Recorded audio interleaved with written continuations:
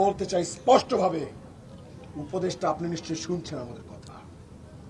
আমরা চোখে চোখ রেখে বলছি, আপনি যদি 24 ঘন্টার মধ্যে বরিশালে না আসেন, বরিশালবাসীর সমস্যার সমাধান না করেন, আগামী 24 ঘন্টার মধ্যে এই বরিশালের সকল মানুষকে নিয়ে আমরা সারা বাংলাদেশের মানুষকে আমরা ডাক দিব, আহ্বান জানাবো। প্রত্যেকটা জেলায় জেলায়, প্রত্যেকটা ঘরে ঘরে, প্রত্যেকটা বিভাগে বিভাগে রাজপথে আমরা আন্দোলন দুর্গ করে তুলবেন। আমরা আরো কঠোর থেকে কঠোর কর্মসূচি যাবো ইনশাআল্লাহ। আমাদেরকে বুলেট দিয়ে কোনোভাবে থামিয়ে রাখা যাবে না। লেথাল ওয়েপন এই শেখ হাসিনাও দেখাইছে, আমরা রাজপথে বুলেট খাওয়ালো। আমরা বরিশাল ব্লকেট কর্মসূচি করছি আজকে 3 থেকে 4 দিন হয়ে যাচ্ছে, কিন্তু এখন পর্যন্ত আমরা প্রশাসন থেকে কোনো রকম রেসপন্স পাই নাই। আজকে আপনারা একটা জিনিস স্পষ্ট, ওইটা যে বরিশালের মানুষকে সেই উপদেষ্টারা মানুষই মনে করছেন, কিন্তু আমরা স্পষ্ট করে বলে দিতে চাই, আমরা মানুষ, আমরা পশু নই। উপদেষ্টারা এই যৌক্তিক আন্দোলনকে স্পষ্টভাবে দাবি মেনে নিয়ে সমাধান করার চেষ্টা করার বদলে তারা আজকে ছাত্র জনতার মুখোমুখি করে দিয়েছে সেনাবাহিনীকে। কিন্তু আমরা স্পষ্টই বলছি যে সেনাবাহিনী তারা আমাদের ভাই, পুলিশ আমাদের ভাই, সাংবাদিক আমাদের ভাই, তারা কারো তাবেদারি করবে না। কিন্তু কার নির্দেশে আজকে আমাদের ভাইদের উপরে হামলা করা হলো? কার নির্দেশে আজকে বরিশালের ময়মুরব্বীদের গায়ে হাত দেওয়া হলো? আমরা এই প্রশ্নের উত্তর চাই। আমরা স্পষ্টভাবে বলছি, আমরা এখানে বরিশালের মানুষ সবাই এসে রাজপথে দাঁড়িয়েছি, দল মত নির্বিশেষে প্রত্যেকটা মানুষ আমরা এখানে ভোগান্তির শিকার। আমরা আমাদের দাবি আদায় না করে ঘরে ফিরে যাব না ইনশাআল্লাহ। আমাদেরকে মেরেছেন, আমরা কিন্তু লাঠিচার্জের বদলে কেউ গায়ে হাত তুলি নাই। সেনাবাহিনী আমাদের মারছে, আমরা কিন্তু তাদেরকে প্রত্যুত্তর করি নাই। পুলিশ আমাদেরকে ধাক্কা দিল, আমরা কিন্তু প্রত্যুত্তর করি নাই। আমরা শান্তিপূর্ণভাবে আন্দোলন করেছি, আমরা শান্তিপূর্ণভাবে আন্দোলন করে যাব। আমরা বলে দিতে চাই সারা বাংলাদেশের মানুষকে, আপনারা শোনেন, মন দিয়ে শোনেন, এই সমস্যাটা শুধুমাত্র বরিশালবাসীর একার না। এই সমস্যাটা শুধুমাত্র এই কয়টা মানুষের না, এই সমস্যাটা সারা বাংলাদেশের প্রত্যেকটা মানুষের এই সমস্যা। এই সমস্যাটা আপনার, আমার, আমাদের বাবার, আমাদের মায়ের, আমাদের ভাইয়ের, আমাদের বোনের, আমাদের সন্তান, আমাদের সবার। আমরা প্রত্যেকটা মানুষের কথা বলার জন্য এখানে এসেছি।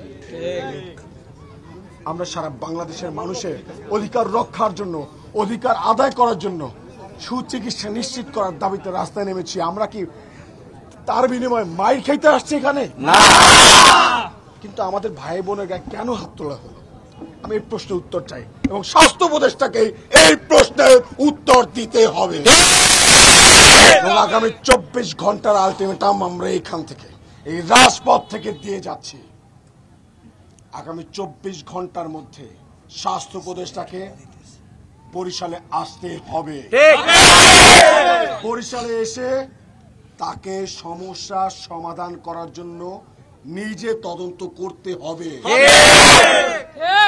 24-এর জুলাই যোদ্ধা, আহত, শহীদ, যাদের রক্তের বিনিময়ে চেয়ারে বসেছে, সেই চেয়ারের সাথে বেইমানি কোনোভাবে মেনে নেওয়া হবে না। আমরা মরতে শিখেছি, আমরা মরতে শিখেছি, আমাদেরকে পুলিশ দিয়ে ভয় দেখায় লাভ নাই। আমরা মরতে জানি, আমাদের সেনা দিয়ে ভয় দেখায় লাভ নাই। আমরা বলতে চাই স্পষ্টভাবে, উপদেশটা আপনি নিশ্চয়ই শুনছেন আমাদের কথা। আমরা চোখে চোখ রেখে বলছি, আপনি যদি 24 ঘন্টার মধ্যে বরিশালে না আসেন, বরিশালবাসীর সমস্যার সমাধান না করেন, আগামী 24 ঘন্টার মধ্যে এই বরিশালের সকল মানুষকে নিয়ে আমরা সারা বাংলাদেশের মানুষকে আমরা ডাক দিব, আহ্বান জানাবো। প্রত্যেকটা জেলায় জেলায়, প্রত্যেকটা ঘরে ঘরে, প্রত্যেকটা বিভাগে বিভাগে রাজপথে আমরা আন্দোলন দুর্গ করে তুলবেন। আমরা আরো কঠোর থেকে কঠোর কর্মসূচি যাবো ইনশাআল্লাহ। আমাদেরকে বুলেট দিয়ে কোনোভাবে থামিয়ে রাখা যাবে না। লেথাল ওয়েপন এই শেখ হাসিনাও দেখাইছে, আমরা রাজপথে বুলেট খাওয়ালো।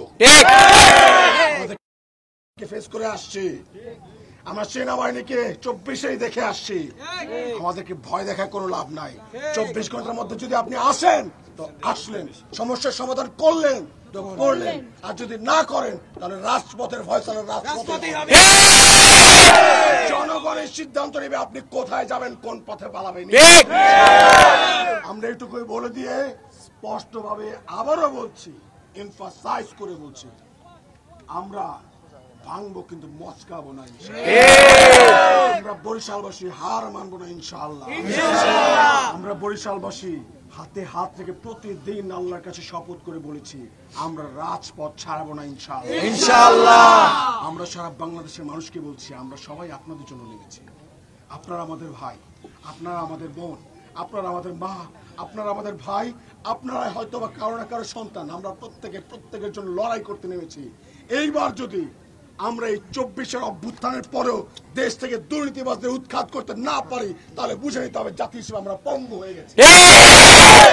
এই পঙ্গুত্বের সার্টিফিকেট নিতে এখানে আসি নাই। আপনাদেরকে মনে রাখতে হবে, আমরা আজকে এখানে যে কয়জন ভাই বোন আহত হয়েছে, আমরা প্রত্যেকের উপযুক্ত বিচার যতক্ষণ পর্যন্ত না হচ্ছে, আমাদের দাবিগুলো না মানা হচ্ছে, ততক্ষণ পর্যন্ত আমরা রাজপথে থাকবো।